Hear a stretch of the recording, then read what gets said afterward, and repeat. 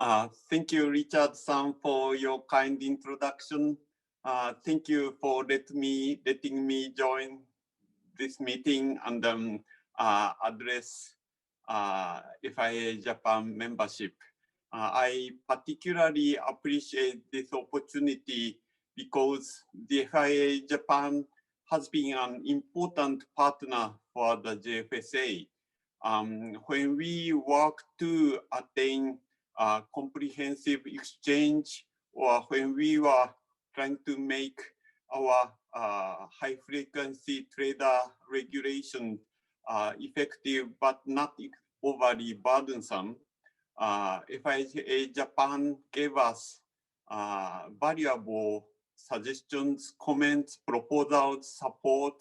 We very much appreciate this. And we at JFSA, as Richard has already said, is working to make Japan as a better international financial center. And I hope you would continue to give us inputs in this regard as well.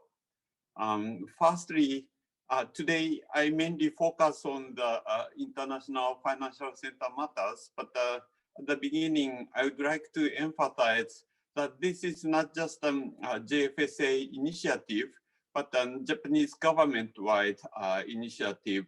Prime Minister Suga, after he took office in September last year, made 2 policy speeches at the National Diet or our parliament.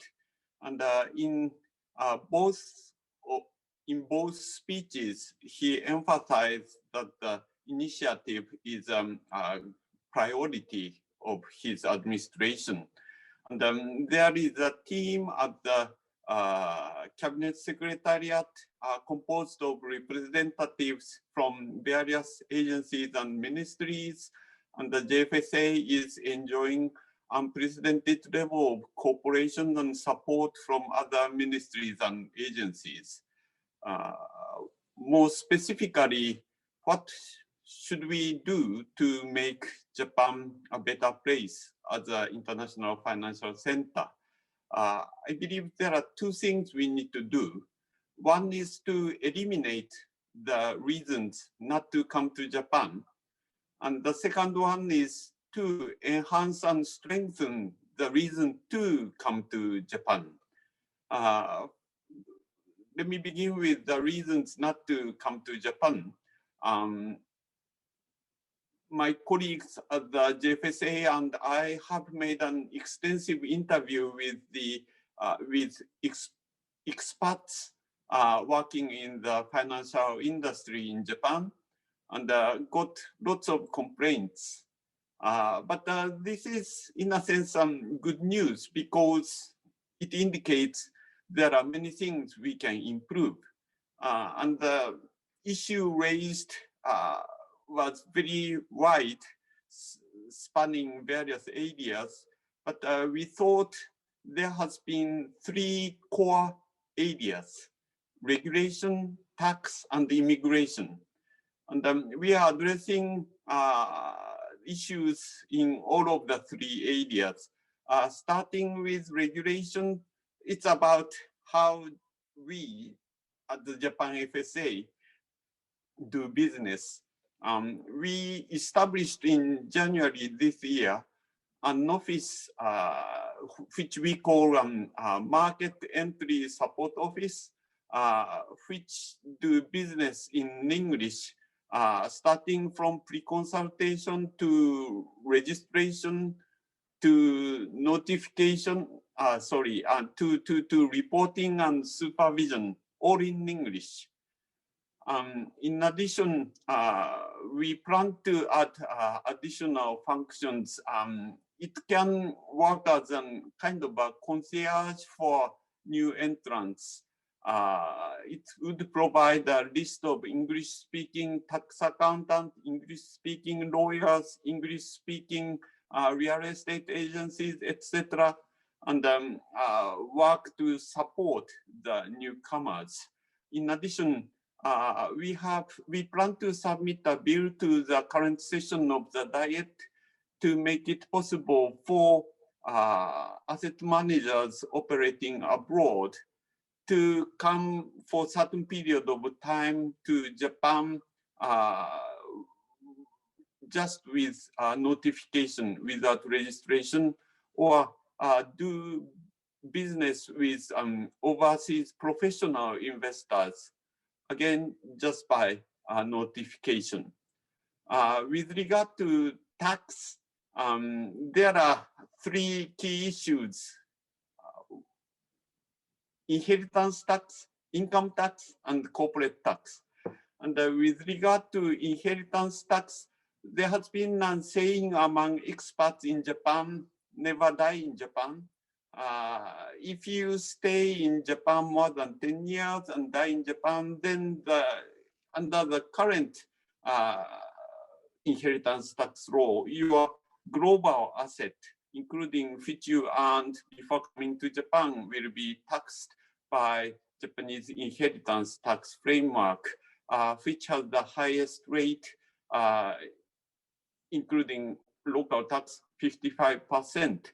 But if the parliament approves the bill, starting from April the 1st, foreigners' asset abroad will not be taxed under the Japanese inheritance tax framework. Second area is income tax. There has been some doubts whether the if you are asset managers and invest in the fund you manage and get a return, would that be taxed at a flat 20% tax rate, or would that be under the progressive tax rate reaching 55%? We would clarify that return on carried interest would be taxed on under a 20% flat rate. With regard to corporate tax, if you are not listed in Japan, and if you pay bonuses linked to the performance of a fund to your executives, the amount wouldn't be has not been deductible under the Japanese corporate tax law so far. But we will change the tax law so that if you register and publish your policy at the JFSA website, even the performance-linked bonuses will be deductible under our corporate tax law. With regard to immigration, at the current system, if you come to Japan, explore a possibility to do financial business in Japan and prepare for example, asset manager's office, then before you start to make money, you need to go home and apply for a work permit again. But going forward, you can continue to stay in Japan and apply for new status. And there would be other immigration rules changes as well. So these are the key points among the various issues we are addressing. But I suppose there can be even more. And we are keen to learn about any additional obstacles for you to do business in Japan.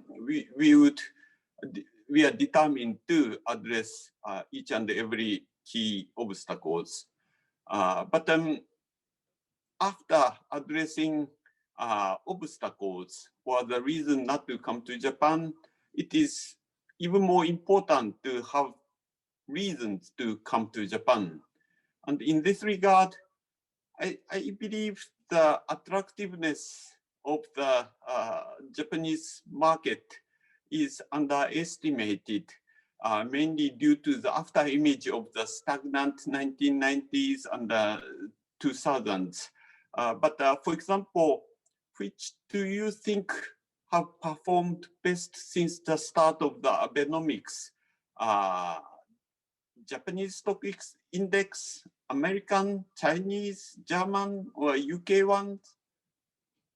During the 8+ years, Nikkei 225 tripled its value if invested in local currency, and more than S&P 500, which is slightly below tripling, and much higher than the Chinese or German stock index, Shanghai Composite or DAX, which less than doubled its value, or FTSE 100, which broadly stayed flat over the 8 years. And I believe this is the outcome of the cumulative and continuous reform efforts by corporate Japan and the Japanese government. For example, before we introduced our corporate governance code, the companies listed in Tokyo Stock Exchange with independent external directors, more than 1/3 of the total board composition, but only 6%. At the moment, it is 60%. But more importantly, more is coming. Many more reforms are in pipelines. For example, the Tokyo Stock Exchange and the JFSA plan to revise for the second time our corporate governance code to require companies listed in the prime section of the Tokyo Stock Exchange to have independent external directors, at least 1/3 of the whole board members.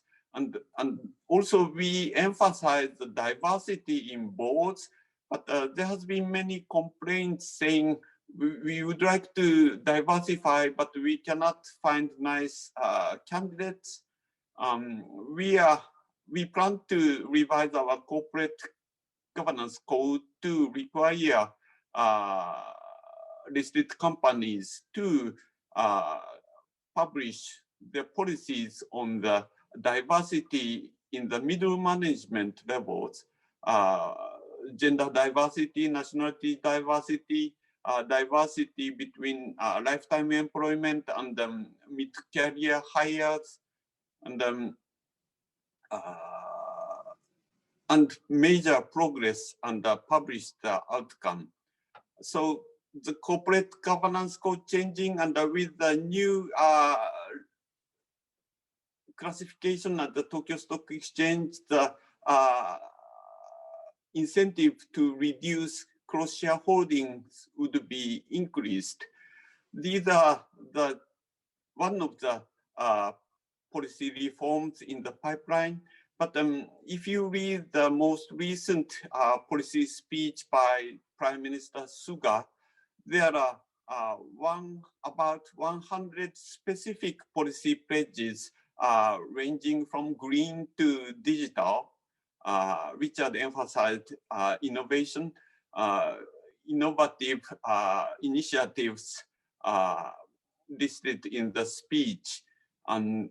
But also, and so I believe the Japanese market is becoming more exciting, but also getting more exciting. But we are keen to do more to make it an attractive market.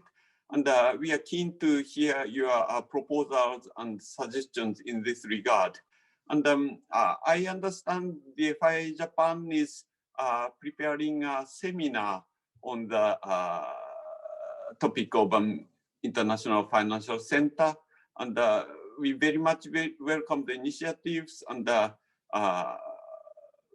we are keen to have your inputs going forward. And we very much look forward to working closely with you. Thank you. So thank you very much, Himino-san. There are several questions that's come in, so let me pose some to you. The first one that's come in is ease of setup of hedge funds. It's very very attractive in places like Hong Kong and Singapore. Funds could be set up in days, for example. Are there plans in Japan to make the establishment of these funds easier and faster? Okay. I wouldn't say it would be possible to establish in days, but the new office we established, which do business in English, is already getting various inquiries, and some of them are with specific proposals. And we are keen to break the record of our past. Our past record was 3 months, but I hope we would be able to do even better going forward. Thank you. Let me ask you one more question. Much attention has been paid to the language barrier to enter the Japanese financial market. Is FSA looking to become a fully bilingual organization?